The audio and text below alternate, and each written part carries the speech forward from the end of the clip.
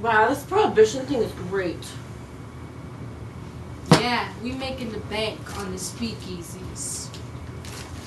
Bold. Pair twos. You guys hear about the shipment coming in tonight from Canada? That's supposed to come in at 8 a.m. tomorrow morning. 3 of a kind. Ace high straight. What? Do you know who I am? I'm Al Capone. Prohibition was established nationwide by the 18th Amendment in 1919. It prohibited the transportation, manufacture, sale, and consumption of alcohol in America. Although this noble experiment lowered the overall consumption of alcohol, organized crime flourished. It was officially ended in 1933 by the 21st Amendment. No!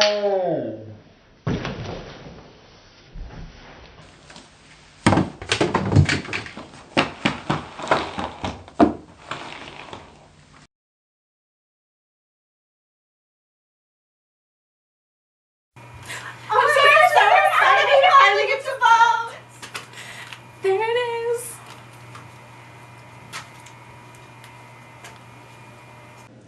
Women have always been historically inferior to men. However, they made great progress in the 1920s. One great accomplishment occurred in 1920 when the 19th Amendment gave women all over the nation the right to vote. Another way women challenged their previous position in society was by wearing shorter skirts, more makeup, and even smoking in public. These women became commonly known as flappers. Guys, I voted!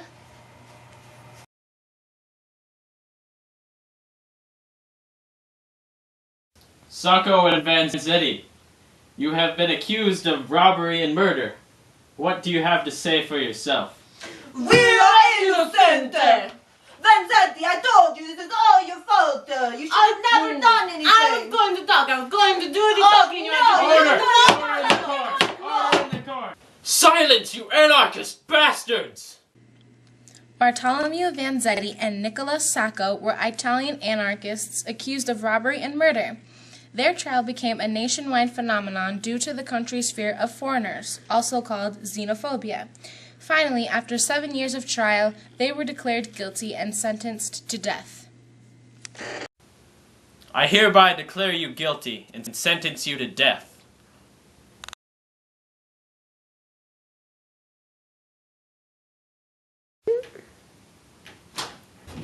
Honey, I'm home. Daddy!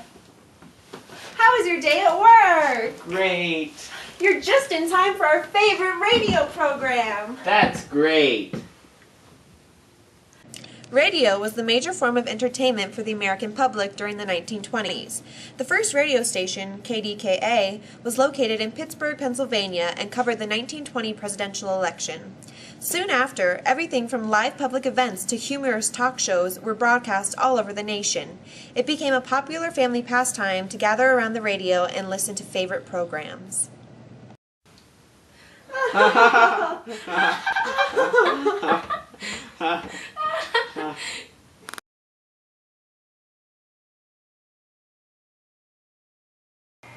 Do you hate black people? How about Catholics?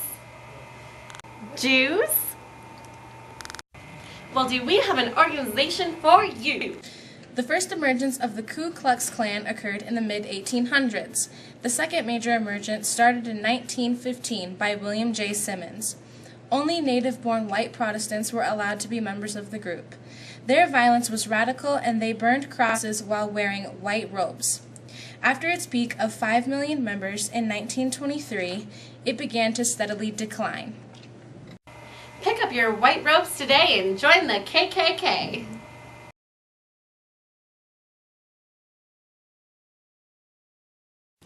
You are accused of violating the Tennessee statute that declares that evolution is not to be taught in schools. It shouldn't be against the law to teach a non-fundamentalist view in school. It's against God's law. We are not talking about God. We are talking about education. The Scopes trial was a high point in American education. Commonly referred to as the monkey trial, it challenged the right to teach evolution in schools. The state of Tennessee enforced no teaching of evolution with the Butler Act. Teacher John Scopes was accused of violating the act and was backed by lawyer Clarence Darrow. They faced off against William Jennings Bryan, who defended creationism. Eventually, Scopes was found guilty and fined $100. I find you guilty.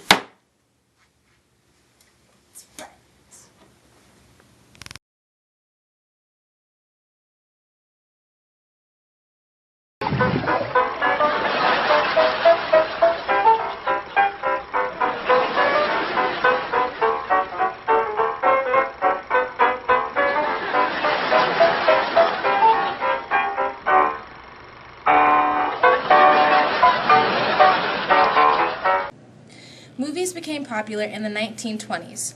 Hollywood began to flourish and movie stars began to emerge. One major accomplishment of the industry was The Jazz Singer, which was the first film with synchronized dialogue. It was produced by Warner Brothers in 1927 and put an end to silent movies. Thank you! You're welcome.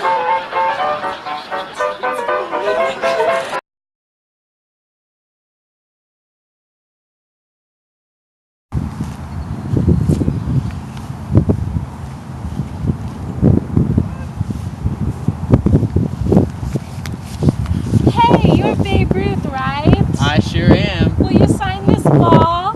Sure, kid.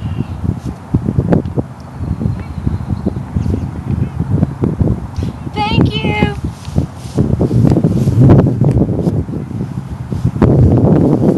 The 1920s also became the golden age of sports. Sports became popular due to more leisure time. Baseball especially took off with the construction of the Yankee Stadium in 1923 and popularity of Babe Ruth. He became famous playing for the New York Yankees and is still a major sports icon today.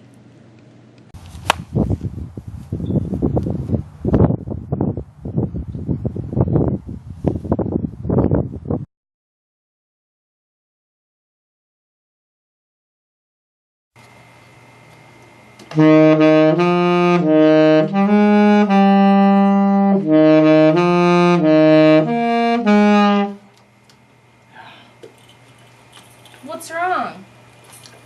I'm just not feeling it. Well, just play what you feel. Okay.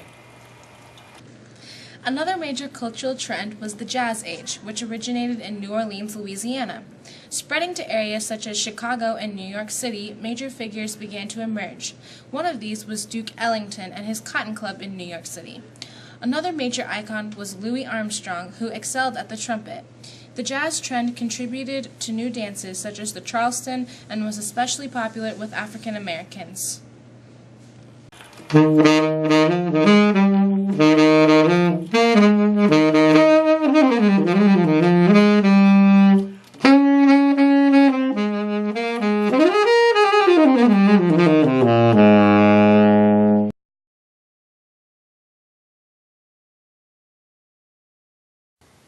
Elliot, there's no point to life.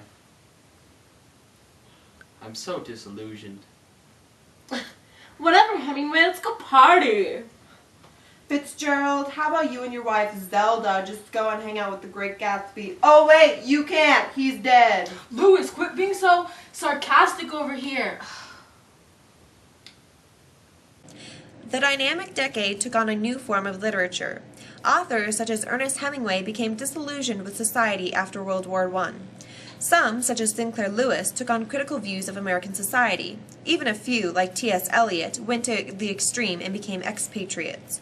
On the other side of the spectrum, some authors embraced the new culture. One of these was F. Scott Fitzgerald, who is known for his lavish life of partying. Cheers to literature, guys.